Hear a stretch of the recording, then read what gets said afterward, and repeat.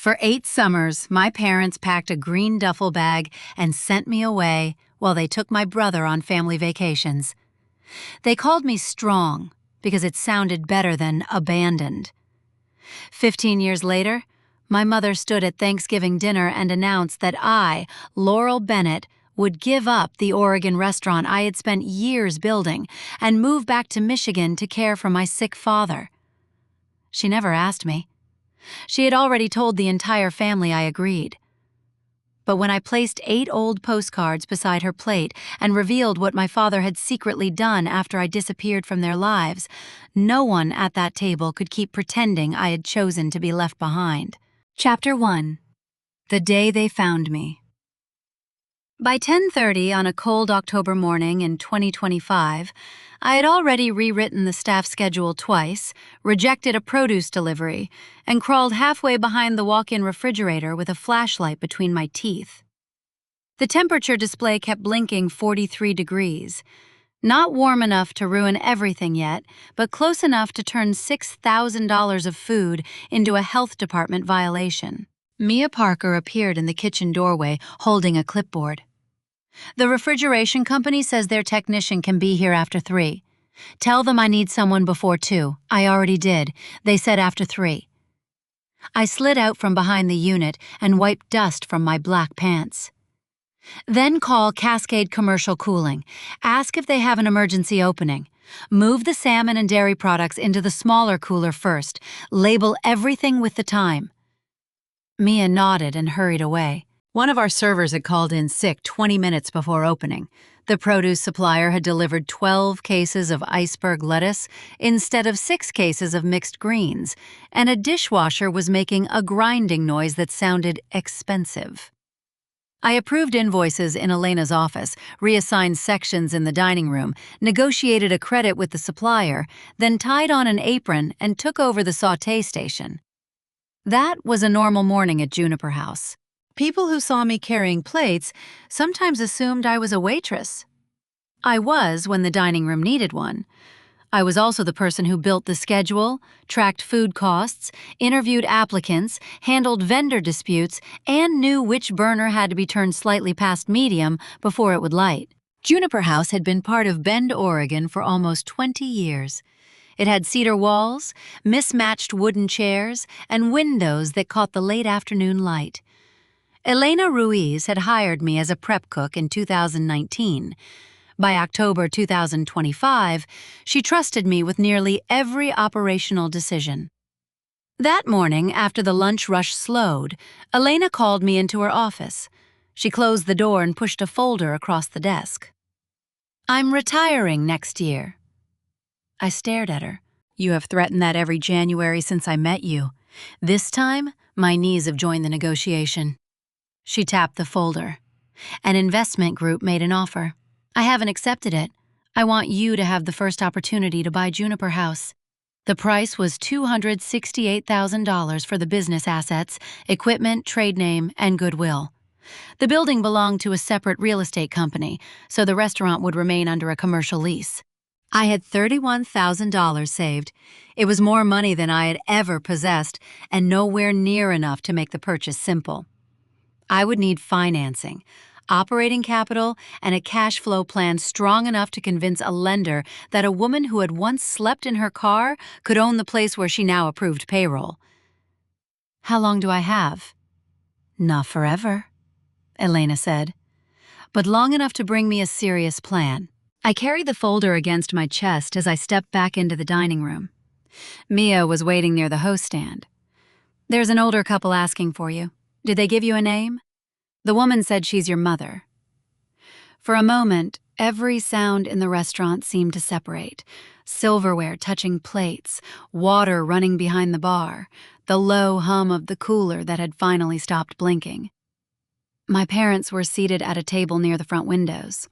I had not spoken to Kathleen and Russell Bennett since October 2018.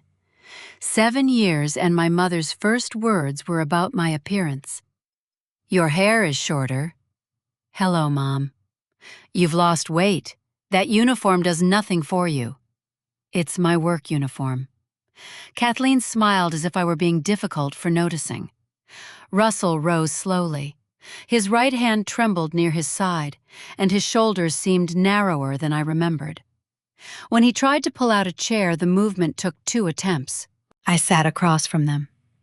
"How did you find me?" Kathleen folded her gloves on the table. "We can discuss that later.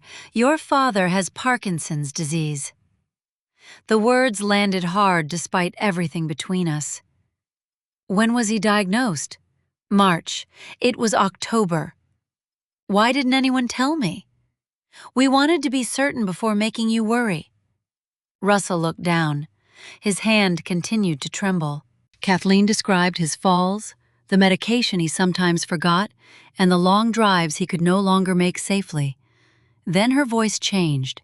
It became brisk and practical, the voice she used when a decision had already been made, and my role was to obey it gracefully. "I found 2 restaurant positions near Holland. One is at a hotel, and the other is with a catering company. I also contacted a moving service about transporting your things." I stared at her. "Transporting them where?" "Home." Michigan had not been my home for 10 years.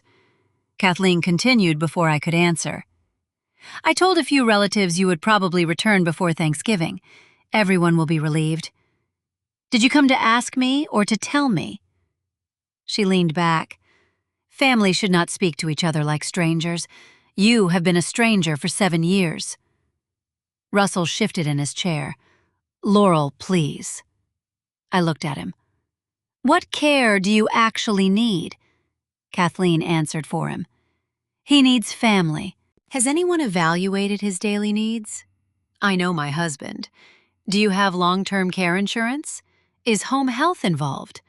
Has physical therapy been scheduled? What has Caleb agreed to do? Is Dad still making his own mental and financial decisions?" Each question made my mother's mouth tighten. "Why are you turning this into a business meeting?" "Because you crossed 2,300 miles with a moving plan, but no care plan. Caleb lives 23 minutes from you. Caleb has a job, a wife, and a child. He cannot abandon everything." The words were so familiar that I almost smiled. "And I can—" "You're single. You don't have children. You have always been the strong one." Being strong had always meant my losses required less explanation. I placed my hand on Elena's folder. "Elena is retiring. She wants to sell Juniper House to me." Kathleen glanced around the dining room. "This is a restaurant in a rented building. Your father is sick." Russell studied the table. Neither of them asked what the business earned, how many people worked there, or what I had done to keep it alive. They did not misunderstand its value. They had made no effort to understand it. Then Kathleen mentioned my savings. "You could use that money for your father's care. We can work out what is fair later." "How much care? For how long? Who pays what? We are not drafting contracts between family members. I'm not committing my savings or leaving Oregon without an independent assessment." Her face hardened. "Your father is ill, and you're asking for paperwork?" "I'm asking for facts." Russell finally looked at me. "Your mother is scared. So am I. But fear doesn't give her the right to volunteer my life." They left less than 20 minutes later. In the parking lot, Kathleen opened their trunk and pulled out a faded green duffel bag. "We brought some of your old things. You always loved this bag." I took it without answering. I had never loved that bag. It was the one she packed whenever the rest of the family went somewhere, and I was sent to Aunt Nora's house. That night, I opened it on the floor of my apartment. Inside were old clothes, Nora's battered cookbook, and a postcard from the Grand Canyon. On the front, my parents and Caleb stood against a brilliant red horizon. Caleb was smiling between them. I was not in the picture. On the back, my mother had written that they wished I were there, and that Caleb had finally felt strong enough to travel. I had been 14. While they stood at the canyon, I had been helping Nora shape bread in the bakery before sunrise. And it had not been the only summer. I opened my laptop and emailed Kathleen and Russell. I copied Caleb. I had not agreed to move to Michigan. No one had permission to contact Elena or make commitments on my behalf. All discussions about Russell's care would be in writing. Before any family meeting, they needed to hire an independent professional to assess his actual needs. I had barely pressed send when my phone vibrated. A cousin I had not heard from in years had written that my mother said I was finally coming home. She was glad I had decided to do the right thing. Kathleen had announced my surrender before I had even been asked. I looked at the green bag, then turned the postcard face down. The first memory came back with perfect clarity. I was 9 years old, standing beside that same bag, learning for the first time that when my mother said the family was going away for the summer, she did not always mean me. Chapter 2. 8 summers without a seat. In the summer of 2005, Caleb was 15 and still recovering from months of treatment for his congenital heart condition and the respiratory complications that followed. Every conversation in our house revolved around his oxygen levels, his medications, his next appointment, and the childhood he had supposedly missed. One June morning, Kathleen announced that we were finally taking the trip Caleb had been dreaming about. I ran upstairs and opened my dresser. I was deciding which t-shirts to pack when I saw the green duffel beside my bedroom door. It was already zipped. For me, Kathleen rested her hand on my shoulder. "You're going to stay with Nora for 6 weeks." The excitement left so quickly that I felt embarrassed for having shown it. "Why, your brother needs a summer without competition. I cannot spend this entire trip dividing my attention between 2 children." I did not know I had been competing. I knew Caleb needed more help. I knew not to complain when appointments replaced birthday dinners or when Kathleen slept at the hospital. I had learned to make cereal from my own school forms and wait until everyone looked less frightened before asking for anything. What did I do wrong? Kathleen pulled me against her. "Nothing. You're the strong one. You'll be fine." Russell was outside checking the luggage in the trunk. He heard enough to know I had been excluded, but he never came inside to question it. Nora lived in a small house near the bakery where she worked. She cleared a corner of her spare room for me and placed an empty drawer beneath the window. She taught me to weigh flour, fold kitchen towels into exact rectangles, and write labels so customers could read them without turning the jars. Her home was not cruel. That almost made my confusion worse. I was safe there. I was fed. Nora listened when I spoke. But every night I waited for the telephone to ring because safety was not the same as being wanted by the people who had left me. At first, Kathleen called every evening, then every third evening. By August, the calls lasted only a few minutes. "Caleb is doing wonderfully," she told me. "He finally gets to be a normal child." I understood what she did not say. His normal childhood was possible when I was somewhere else. The next 7 summers followed the same shape, even when the explanations changed. One year, traveling with 2 children would have been too difficult. Another year, Caleb needed to rebuild his confidence. Later, I was told I was old enough to understand. Once, Kathleen called the trip a chance to compensate Caleb for everything his illness had taken from him. Each June, the green duffel appeared beside the front door. Each summer, I received 1 postcard. At Nora's bakery, I learned what happened when people depended on me for reasons that had nothing to do with being convenient. I learned to shape dough, calm impatient customers, count a register, and prepare the next shift before leaving. By 16, I could open the bakery with Nora and run the counter through the morning rush. Kathleen called that proof she had been right about me. Strong girls adjusted. Strong girls did not need to be included. The Grand Canyon postcard came in 2010 when I was 14. That year, Caleb had been healthier for months. He was driving, seeing friends, and talking about college. I believed the old rule had finally expired. It had not.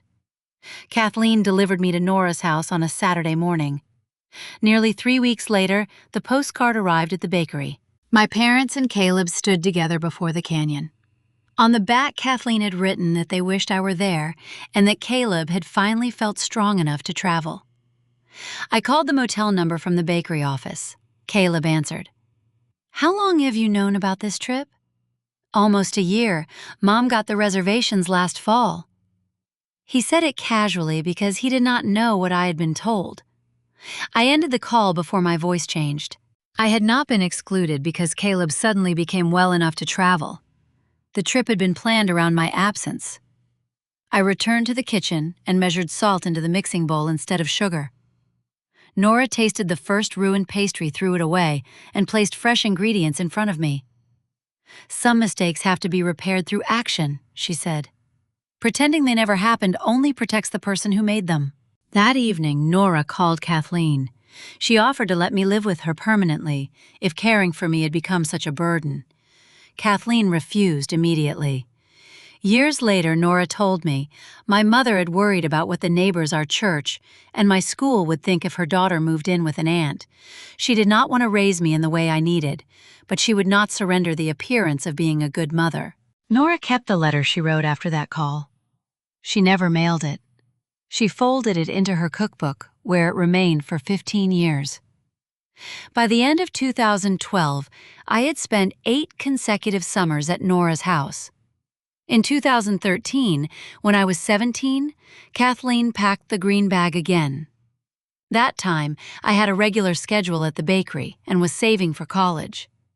Leaving for 6 weeks would have cost me my job. Nora drove to our house and walked inside with me. "Laurel is not abandoning her work because your vacation requires her absence." Kathleen accused Nora of undermining her authority. Nora asked what kind of authority depended on making one child disappear. Russell stood near the hallway, silent as always. For the first time, another adult argued for me while I was in the room. Kathleen finally allowed me to remain in Holland, but she treated my staying as an inconvenience I had created. It was not a 9th summer of being sent away. It was the first summer the old pattern failed. I still believe my parents might choose differently when something important belonged only to me. At my high school graduation, in June 2014, I reserved 2 seats near the front. Russell had promised he would come. Kathleen said they would try. That morning, Caleb had trouble at the airport while traveling to a job interview. His flight changed, his luggage was misplaced, and he called home frustrated. At 24, he was capable of speaking to the airline himself. Kathleen and Russell drove to the airport anyway. Their seats remained empty through every speech and every name. Nora sat several rows behind them because she did not know I had saved places in front. After the ceremony, she found me, standing beside those 2 chairs, while my classmates took pictures with their families. I did not blame Caleb. He had not asked them to miss my graduation. The injury was knowing that when 2 people needed something at the same time, my parents never had to discuss who would be sacrificed. In August 2015, I left Michigan at 19 with $1,860, an aging Subaru, a few changes of clothes in the green duffel, and the Oregon address of a woman Nora knew. I had restaurant experience, but no culinary degree and no guarantee of work. Nora gave me an envelope of cash. I accepted only enough for gas and promised to repay her. I did not tell my parents exactly where I was going. I knew Kathleen would call employers, relatives, or anyone else she could use to redirect me. She reported me missing instead. Police in Oregon traced my Subaru and performed a welfare check. I showed the officers my identification and explained that I had left voluntarily. I was 19, safe, and under no coercion. I asked them not to disclose my address. They did not force me home. One officer gave me the report number and told me to keep it in case my family made another misleading claim. A few months later, a man I did not recognize asked my landlord whether I still worked at the bakery. Silent calls began arriving from Michigan numbers. I changed my phone number without learning who had been checking on me. From 2015 through 2018, I maintained limited contact. I made an occasional Christmas call, sent Russell a message after his knee surgery, and mailed birthday cards to Sophie after she was born. Each opening gave Kathleen another chance to interfere. She offered employers information they had not requested and told me I needed to return to the correct path.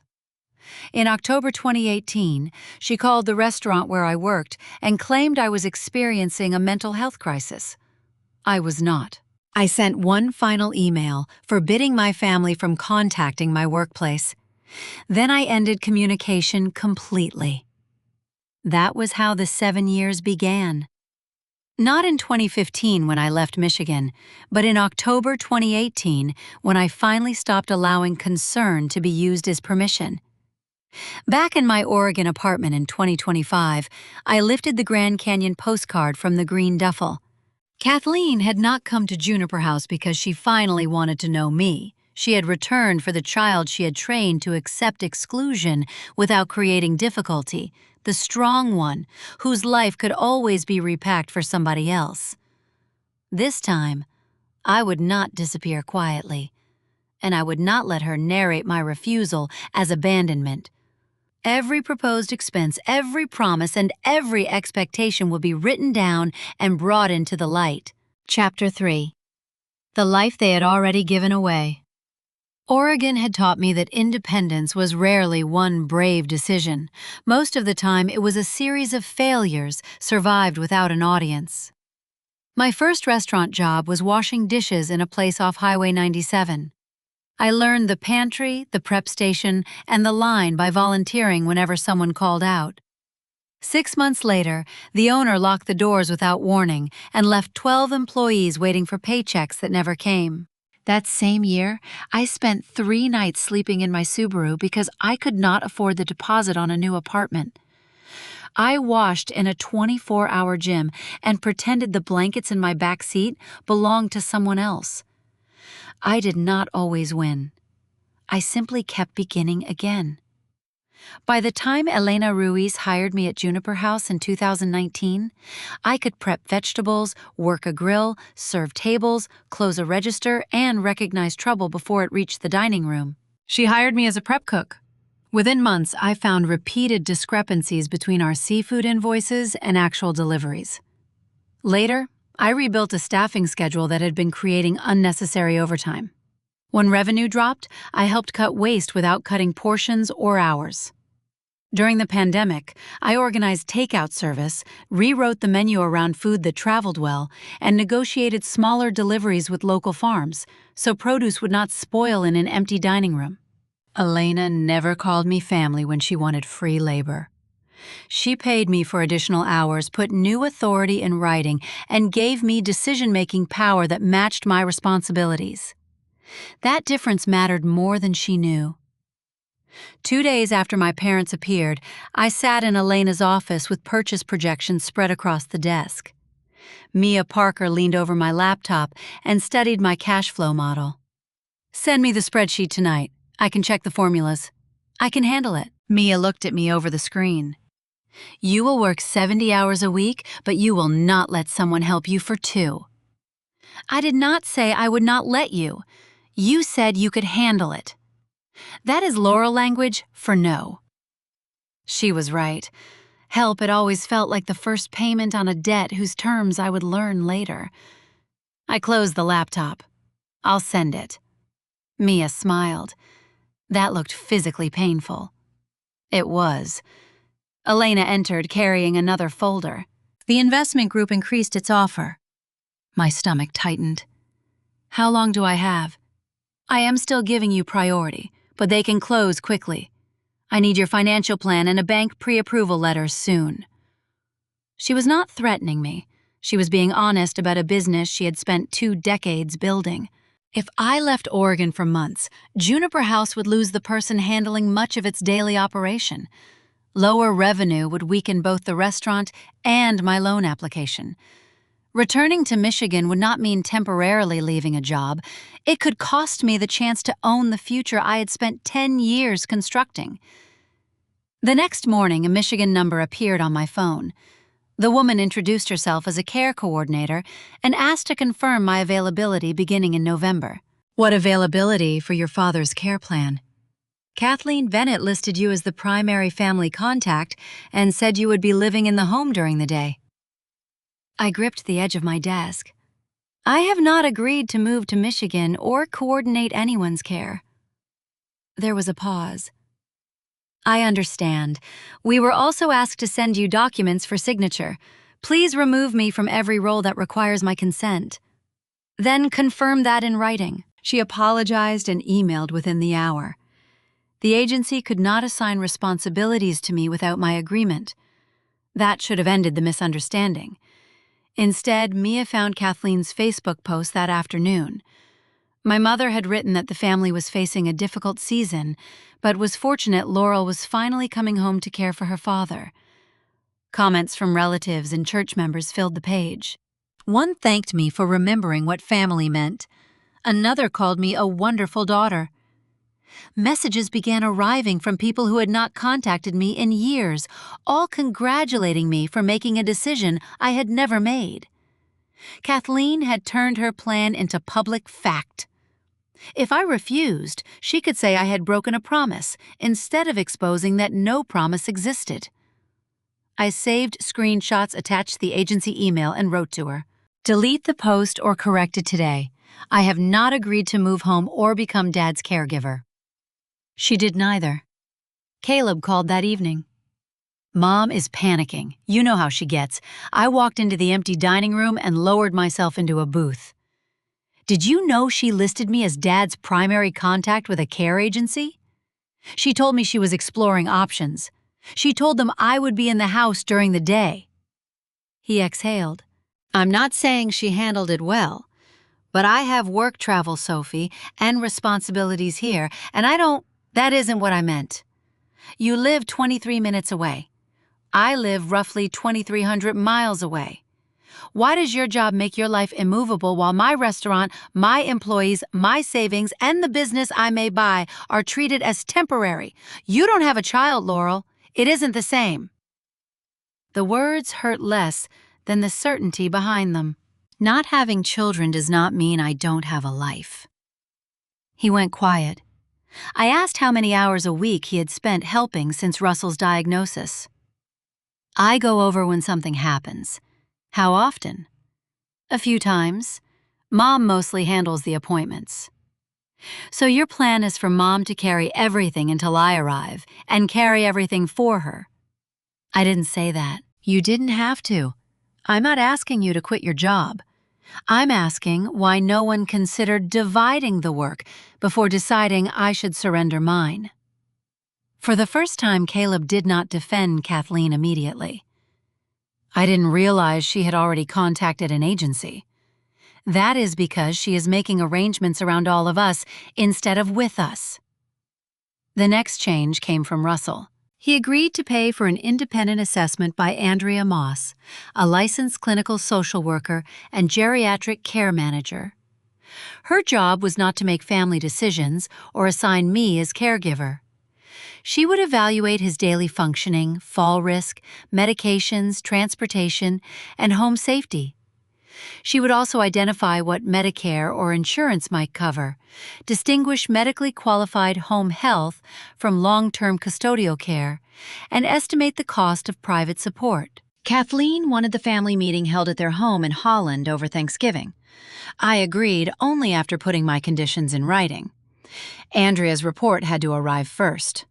Caleb had to attend the entire meeting. No one could claim I was moving back.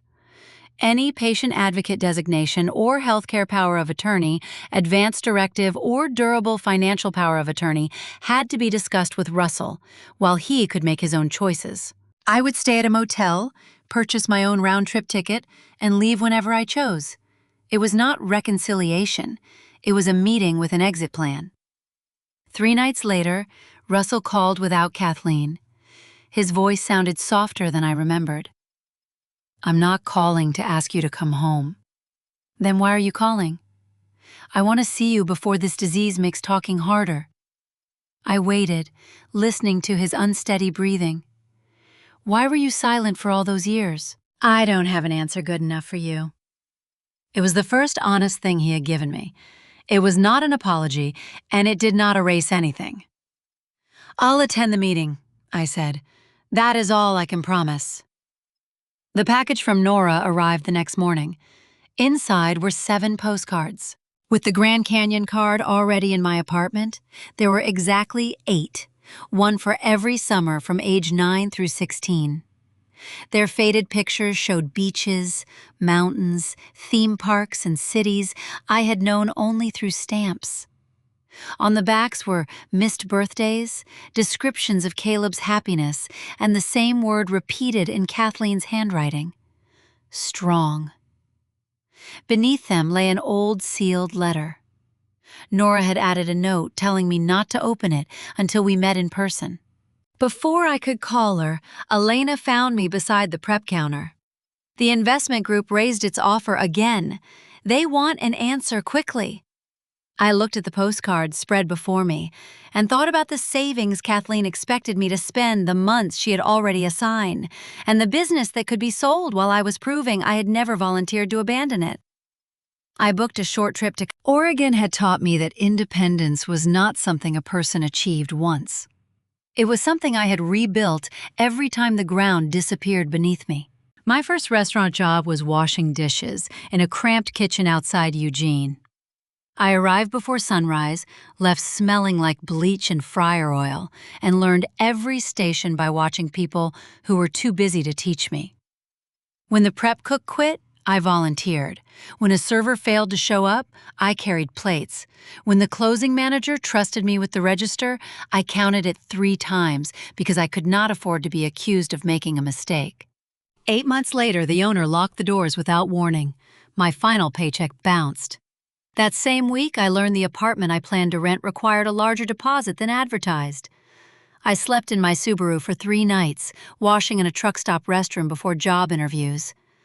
Nothing about those years felt brave while I was living them. I failed, started over, trusted the wrong employers, and sometimes worked 2 jobs, only to remain one emergency away from losing everything.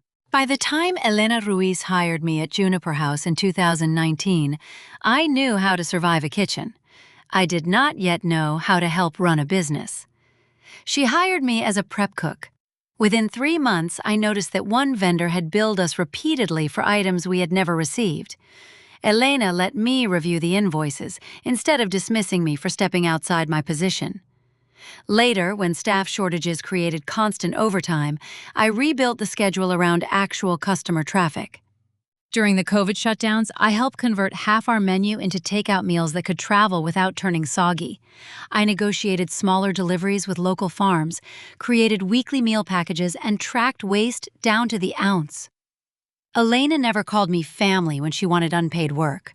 She raised my wages. She changed my title. When she gave me more responsibility, she also gave me authority. That difference mattered more than I knew how to explain. 3 days after my parents appeared, I was sitting at a back table with a laptop, trying to make the purchase numbers work. Mia Parker leaned over my shoulder and watched me move the same expense between columns. "You have counted the insurance reserve twice. I know. You did not know until I said it. I would have found it." Mia pulled out the chair across from me. "Send me the spreadsheet. I can help you build 3 cash flow scenarios." "I can do it myself." She studied me for a moment. "You will work 70 hours in 1 week, but you will not let someone help you for 2. The answer came automatically. I do not want to owe anyone. Helping with a spreadsheet does not give me ownership of your life. The words struck closer than she intended. I closed the laptop, then opened it again. "I'll send it tonight." It was a small concession, but my hands still tightened as if I had surrendered something dangerous. That afternoon, Elena called me into her office. The investment group had increased its offer and wanted a fast closing. "I still want to sell to you," she said, "but I cannot leave this unresolved indefinitely." "How much time do I have?" "I need your financial plan and a bank pre-approval letter before the end of November." If I left Oregon for months, Juniper House would lose the person managing its daily operations, just when the lender would be examining its stability. Lower revenue could weaken my application. My parents were not asking me to step away from a job. They were asking me to risk the one opportunity that could turn 15 years of work into something I owned. The next morning, a Michigan number appeared on my phone. The caller introduced herself as an intake coordinator for a home care agency near Holland. I'm confirming your care coordination appointment for November 3rd. I did not schedule an appointment. There was a pause, followed by the sound of a keyboard. Kathleen Bennett listed you as the primary family contact. Our notes say you are relocating from Oregon and will be available in the home during the day.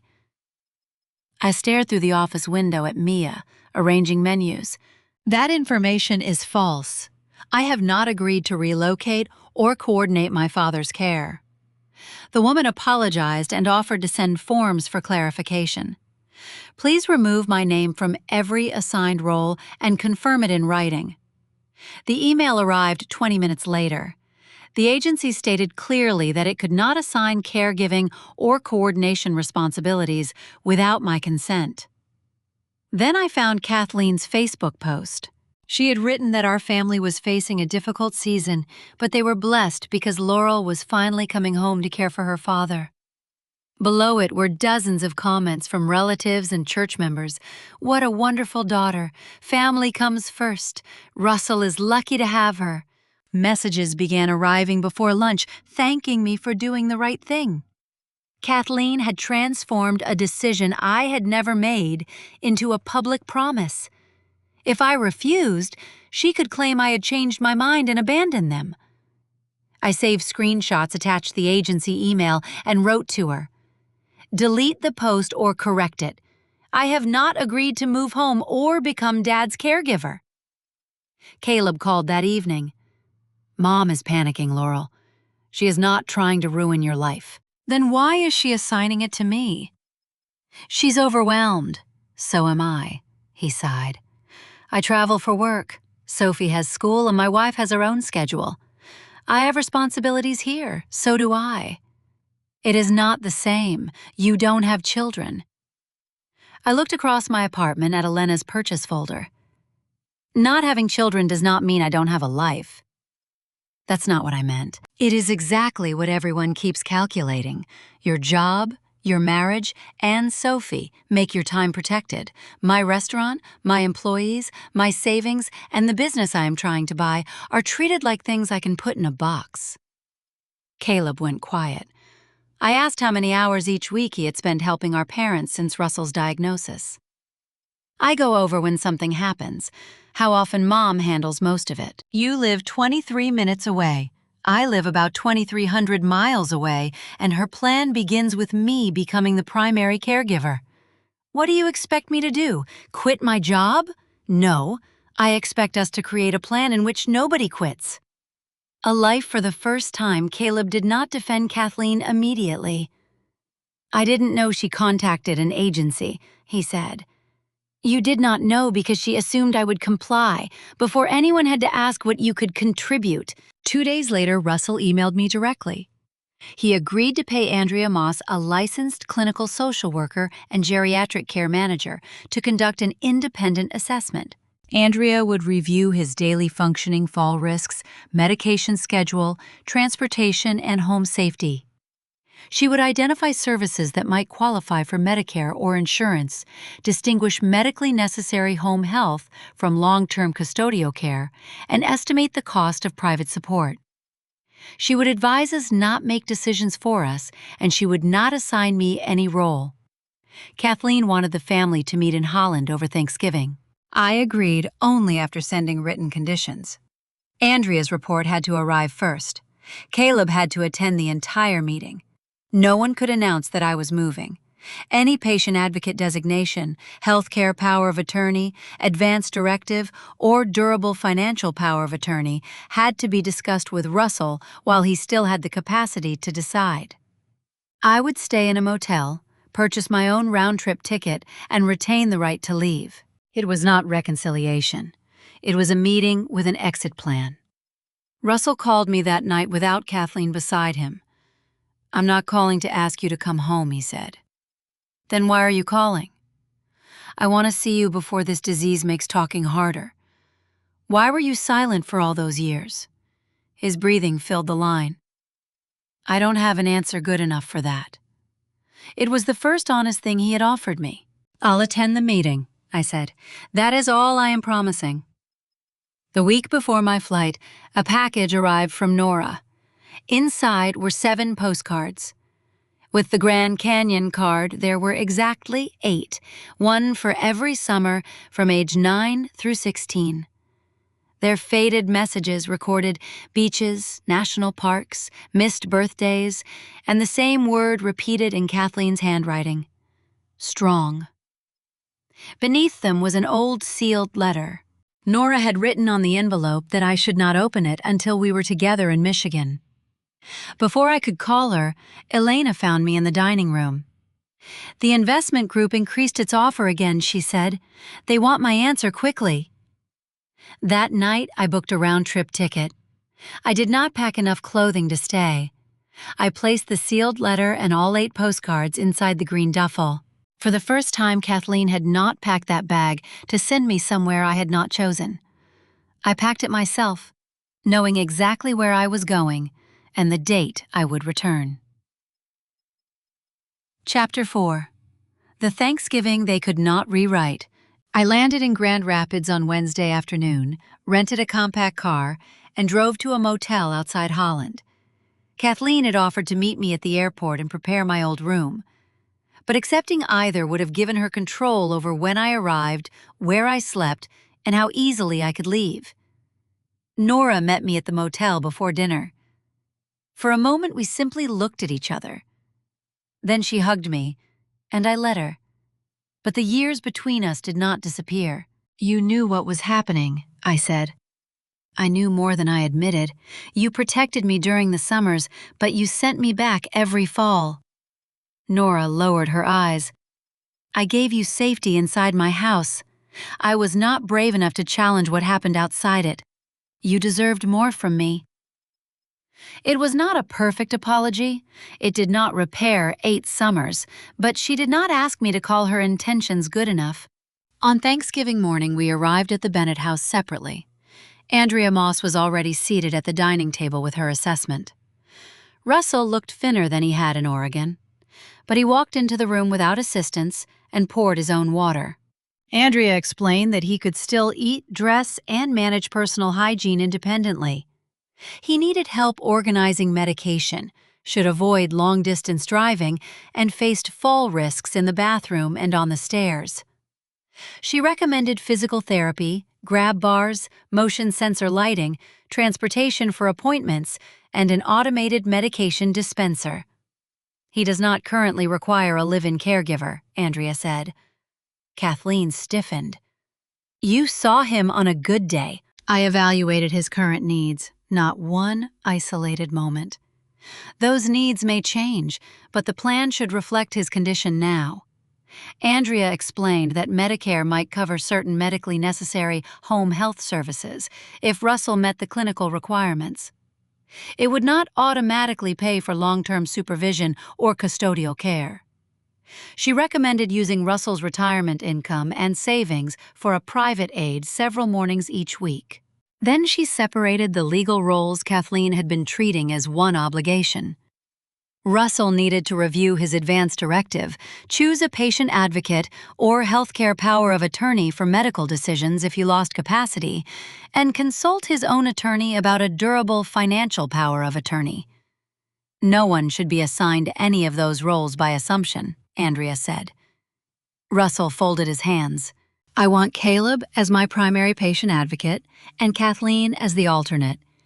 If financial help becomes necessary, I want an attorney or independent fiduciary involved. I can provide information when asked," I said. "I will not accept an open-ended legal role." Kathleen turned toward me. "A stranger cannot care about him the way family does. You can run a restaurant remotely." "I'm not debating whether my work is real. Let's discuss the actual tasks and their costs." The conversation paused when relatives began arriving. By dinner, every chair was occupied.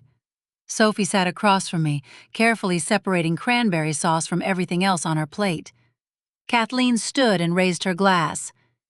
"We are grateful for everyone who has prayed for Russell. We are especially grateful that Laurel has finally come home and will be staying longer this time, to help our family through this difficult season." She looked directly at me. The announcement was a trap disguised as gratitude. I placed my glass on the table. I'm flying back to Oregon on Sunday. I never agreed to move home.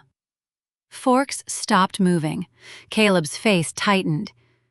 Did you have to embarrass Mom in front of everyone? She just announced a decision about my life without my consent. Dad is sick. This is when a family comes together. Which responsibilities from Andrea's plan will you take? He opened his mouth, then looked down. His silence sounded exactly like Russell's had when I was 9. Nora reached into her bag and placed the sealed letter beside Kathleen's plate. I think this belongs in the conversation. The letter was dated July 2010. Nora had asked Kathleen to let me live with her permanently if the family intended to keep excluding me. Beneath Nora's signature was Kathleen's handwritten response. People at church would ask questions. The school might become concerned. Others would think something was wrong with the Bennett family. Caleb should not be made to believe his illness had divided us. Not one sentence asked what I needed. Kathleen pushed the paper away. That was 15 years ago. I removed the postcards from my bag and placed all 8 in a row. I turned them over one by one. You're our strong girl. You understand why Caleb needs this. We'll make it up to you. Wish you were here. The same promise appeared in different handwriting across 8 summers, always describing my exclusion as evidence of my strength. Sophie leaned over the table. Why didn't Aunt Laurel go with you? No adult answered. Caleb picked up the Grand Canyon card. I thought you liked staying with Nora. You never cried when we left. I learned that crying did not change which car left the driveway. He examined the other postcards. These make it sound like you chose to stay. I didn't. His expression shifted as he understood that the childhood he had been given had been purchased partly with mine. I didn't know, he said. You were a child at first, but none of us are children now. Russell stared at the letter. I knew Nora made the offer. I knew your mother refused it. I also knew about the 2 seats at graduation. My throat tightened. You knew I saved them. Yes, I kept telling myself that not challenging Kathleen preserved peace. Silence is not neutral when the same child always pays for it. You're right. He did not blame his illness or ask me to forgive him. Then he admitted something else. After I left Michigan, he had hired a private investigator for 6 months. He had instructed the man only to confirm that I was alive, employed, and not in danger. The stranger who questioned my landlord had been working for him. You paid someone to verify I was safe, but you couldn't call me and apologize. Russell's eyes filled, but he did not look away. I was a coward. Once I knew you could live without us, it became easier to keep saying nothing. The confession did not rescue him. It proved he had known I was not missing and had still chosen distance. Kathleen remained rigid until Nora asked why sacrifice had always sounded like a daughter's duty. Kathleen's voice changed. When I was 24, my mother had a stroke. I gave up an educational opportunity to care for her. My brothers kept their jobs. Everyone called them responsible, while assuming I would stay home. For the first time, I saw the inheritance beneath her cruelty. She had been taught that a woman proved love by surrendering whatever mattered to her, then turned that wound into a rule for me. What happened to you explains the rule, I said. It doesn't give you the right to pass it down to me. I opened Andrea's recommendations. Caleb can manage appointments during the first month and attend care meetings. We hire an aide for 3 mornings each week. Dad's retirement income savings and insurance benefits are used before anyone asks for unlimited contributions. We install grab bars, sensor lights, and an automated medication dispenser. When Caleb cannot drive, we use medical transportation. I proposed one shared email for schedules, invoices, and changes. I would contribute a fixed amount toward the safety equipment, not accept an open-ended financial obligation. I would call Russell every Sunday if my boundaries were respected. No one commits another person's time or money without written agreement. Caleb finally nodded. I can handle the first month of appointments. Kathleen had to delete her Facebook post and replace it with a correction stating that the family was developing a shared care plan. She would remove my name from every form I had not authorized and use the group email for expenses. When I stood to leave, she followed me into the hallway. "Stay here tonight. We can talk after everyone calms down." I picked up my motel key. I am calm. That is why my decision is not changing. I did not wait for an apology. Sophie ran after me carrying a piece of pecan pie wrapped crookedly in foil. "This is for your motel." I accepted it. "Thank you. I'll see you tomorrow morning if your dad agrees." At the motel, an email from Elena was waiting. The investment group had increased its offer again. She needed my answer within 48 hours. "Do you still want to buy Juniper House?" I arranged the 8 postcards on the small desk and opened my financial draft. For years, my family had used the word strong to explain why I should always be the one who lost something. That night, I decided my strength would be used to protect my future, not surrender it. Chapter 5. The table I chose to build. I returned to Oregon on Sunday and unlocked Juniper House the next morning before sunrise. The dining room smelled like coffee old wood, and the bread dough Nia had left rising in the kitchen. Nothing had collapsed while I was gone. My staff had solved problems without me, and I had returned exactly when I said I would. I told Elena I still wanted to buy the restaurant, but I would not ask her to reject a strong offer out of loyalty. I submitted the revised loan package with our revenue history, operating plan, and my $31,000 down payment. Mia reviewed every projection before I sent it. The bank declined the original structure 4 days later. The loan officer said the debt ratio was too high and the working capital reserve too thin. Buying the business while continuing to lease the building created more risk than the bank would accept. I read the decision twice, then went to Elena's office. I told her I could not afford the purchase under the proposed terms and that she should accept the investment group's offer. Elena closed the folder without touching it. She said the price remained $268,000. She was not discounting the business or giving it away. Instead, she offered to finance the balance after my $31,000 payment.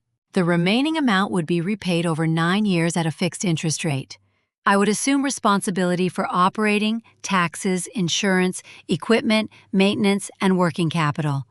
We would sign an asset purchase agreement and a promissory note. Elena would retain a security interest in the business assets until the debt was paid.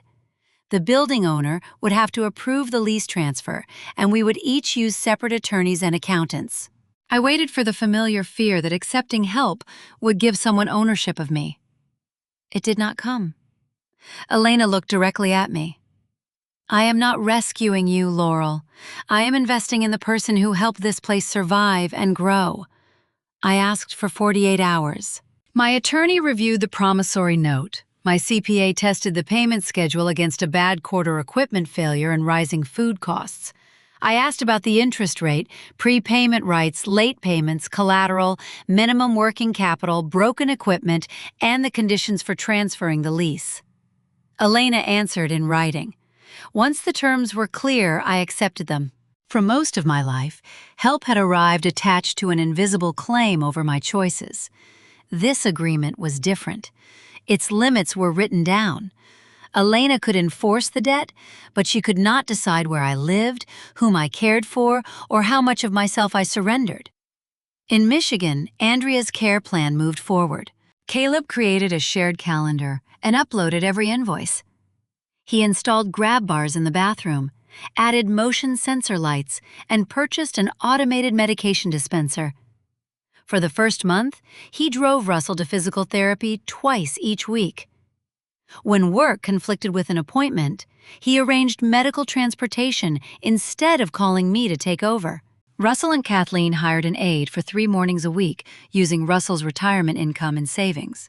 I contributed the fixed amount I had promised toward the safety equipment. Kathleen tested the boundary twice. First, she forwarded an unrelated bill and wrote that a grateful daughter would understand why it should be paid. I replied that she should send it to the family care email so Caleb and I could review it together. The second time came during a family call. She insisted that strangers could never care for Russell like blood relatives and said there was still time for me to move home. I reminded her once that I was not relocating. When she continued accusing me of choosing a restaurant over my father, I ended the call. Kathleen was still free to believe I was selfish. She was no longer free to make that belief govern my life. My Sunday calls with Russell began awkwardly. We discussed the birds outside his window, the exercises he disliked, and the afternoons Sophie defeated him 4 times at Uno. One Sunday his voice became quiet. He apologized for the 2 empty chairs at my graduation. He also apologized for hiring someone to watch me when he should have called me himself. I told him I had heard the apology, but I did not yet know what forgiveness would look like. He did not argue. He said he understood. That answer mattered because it asked nothing from me. Caleb also stopped explaining and started doing. He attended care meetings, photographed receipts, and corrected Kathleen when she tried to change the aide's schedule without consulting anyone. When his work became busy, he found alternatives rather than treating my time as the family's emergency reserve. 3 months later, he asked whether he could bring Sophie to Oregon for 4 days during spring break. He made it clear that I could decline without explaining myself. I said yes, because for the first time a request from my family left room for my answer. Sophie spent her first morning at Juniper House sprinkling sugar over hand pies. She pressed every crust too hard, and I kept repairing the edges. By lunch, she had named me Anti-Crust. Caleb watched me correct a vendor invoice, approve the weekly schedule, settle a delivery mistake, and review closing documents between kitchen orders. Before they left, he stood beside the office door. "I should never have asked you to treat this like it was disposable." He did not ask me to comfort him. I did not need him to say more. In April 2026, I signed the final asset purchase agreement. The old Juniper House sign remained above the entrance. Beneath it, we added one small line: Juniper House, Laurel Bennett, proprietor. I kept the original name because the restaurant had a history before me. I added my own because I was finished making my ownership smaller for other people's comfort. Kathleen never arrived in Oregon with tears and a perfect apology. She still sent long messages about gratitude and responsibility. But she used the shared email, stopped putting my name on forms, and no longer announced decisions for me. That was not transformation. It was proof that the boundaries worked even when she disliked them. Before Thanksgiving in 2026, I opened the green duffel bag again. It no longer contained clothes packed for a child being sent away. Inside were tablecloths, name cards, spare lights, clean aprons, tape, and the guest list for our community dinner. My staff and I arranged one long table for 24 people. Elena came along with Nora, Caleb, and Sophie. We welcomed employees who could not travel home, a widow from the neighborhood, 2 college students staying in Oregon for the holiday, several regular customers, and people who had nowhere else to go. No one had to prove they were useful before they could sit down. I left the final 2 chairs without name cards.